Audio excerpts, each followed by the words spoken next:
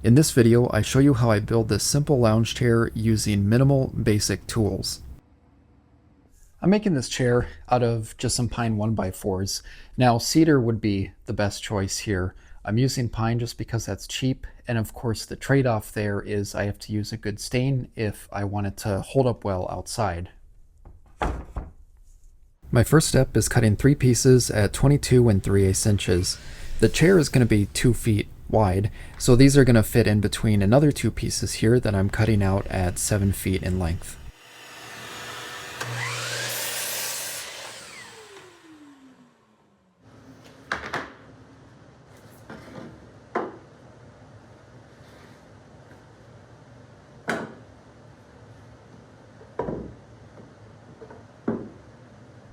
This chair will have 2 sections. There's going to be one 4-foot section up front that's for the seat, and then a 3-foot section on the back that'll be adjustable. Now for the base, what we have to do is attach all these pieces together. The key point here is that this middle cross brace needs to be 4 feet from the end. That's going to be the seat area.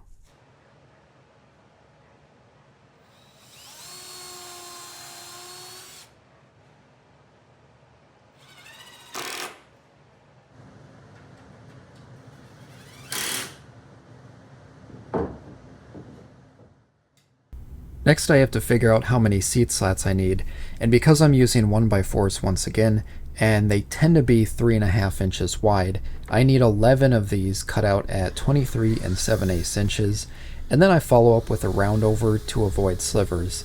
Now I want to point out, I said 23 7/8 inches, and earlier I said the chair was 2 feet wide. I'm actually making it an 1/8 inch shorter because that way I utilize more of the 8-foot board I'm using.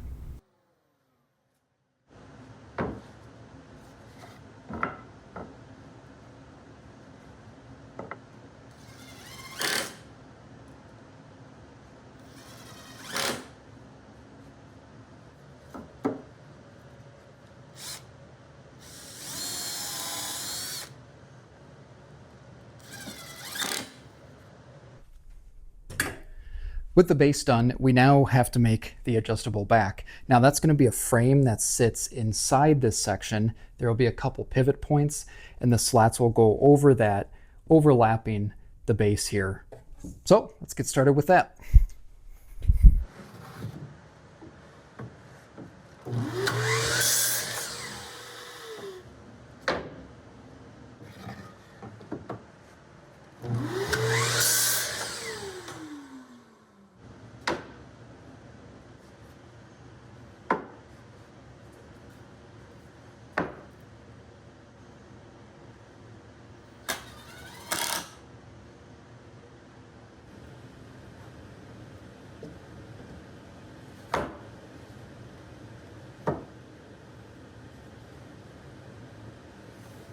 When I'm drilling these pivot holes, I'm drilling them in the middle of both pieces, but I'm also only about 2 inches away from the edge of the back piece.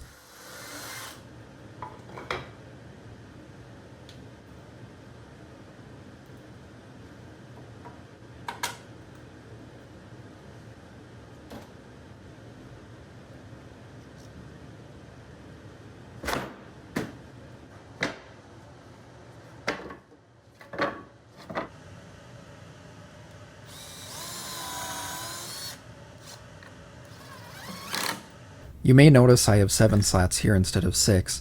Well, I actually made a mistake. That bottom slat is too big where the chair can't fold, so I need thinner strips for the middle area in between the back folding piece and the seat.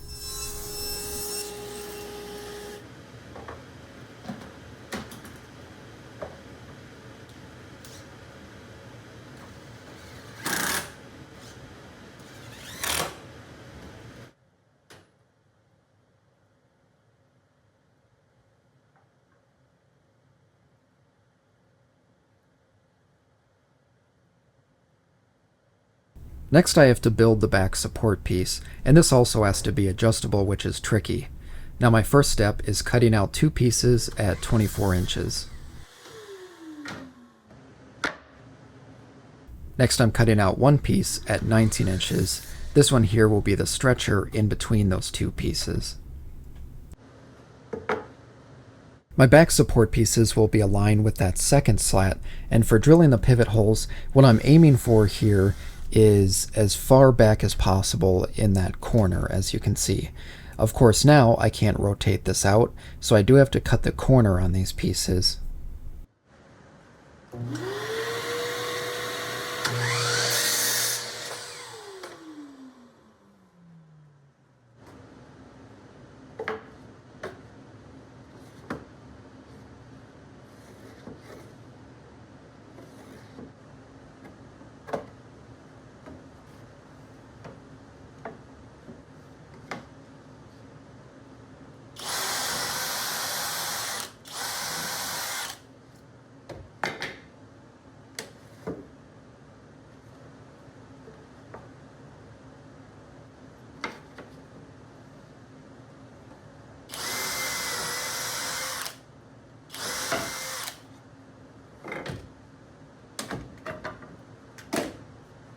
When attaching the middle stretcher to the back support pieces, it's crucial that you attach it to the middle of the long edge.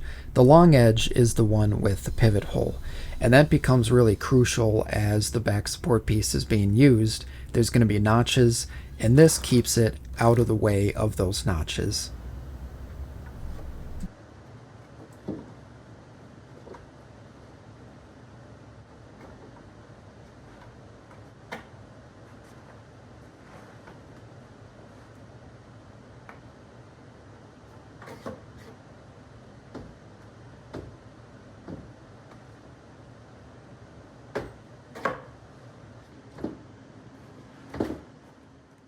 Oops, don't forget to recess the bolt heads here. All I'm doing is using a 7/8 inch bit and just very carefully notching this out. You have to be careful with these spade bits. Sometimes they grab and pull right through, so you just want to make sure to notch out just enough so the bolt head can recess right in there.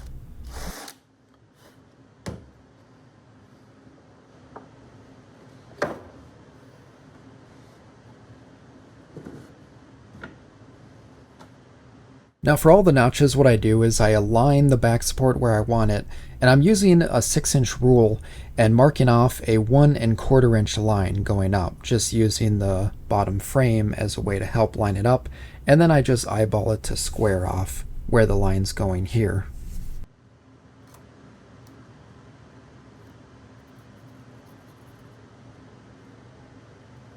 A trick for these other notches is to use a squeeze clamp like this, just fit it underneath, and then this works really well for holding the back support in place, but also micro adjusting it.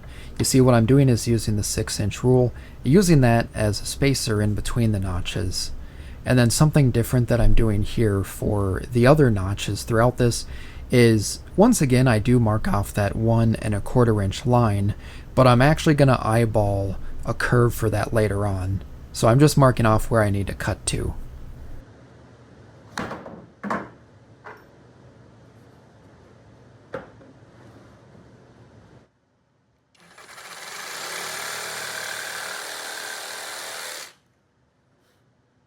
Like I mentioned about freehanding a curve, you see me doing that right here. I'm taking a pretty wide angle and just cutting out a long curve going all the way to that notch, just to make sure that it can fit tightly in that spot and not slip.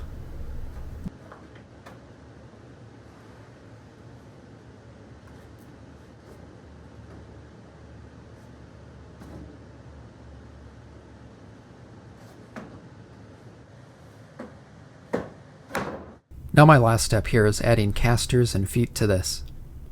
The first I'm adding are the casters, and on each edge I'm adding a 1x4 just going across on the bottom. This is just to add extra support, but for the casters specifically, it gives me more material to screw to.